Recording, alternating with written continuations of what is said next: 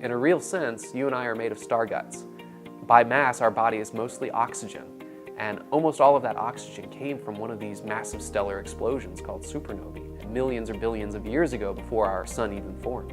And so if we want to understand the chemical evolution of the universe, we need to understand the process that drives these stars to explode. I'm primarily a computational nuclear astrophysicist, and I study exploding stars. And these are big stars, 10 times the mass of the sun or even more.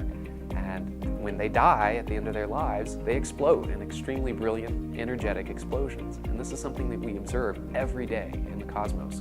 And so what I do is try to use a computer to understand that process by simulating the explosion of massive stars. Some things that we're working on right now are trying to understand three-dimensional simulations. And so this is such a complex and expensive process computationally that only now in the last few years have we been able to even do three-dimensional simulations.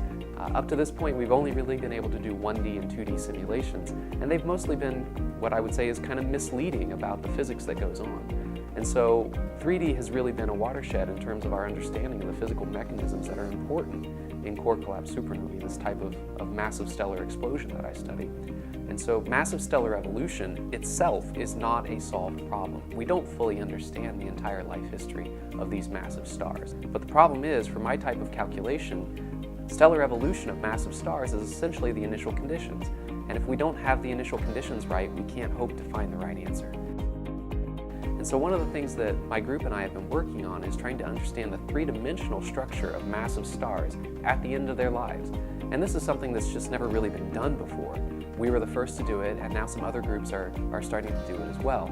And this is also a tremendously challenging technical problem to do computationally. But we're using some new techniques, some new mathematical methods, and some new big computers to try to address this problem, to give the most realistic initial conditions for supernova simulations possible. And we're finding that it makes a big difference. It turns out that having the right initial conditions matters a lot for getting the dynamics right of these very expensive 3D simulations.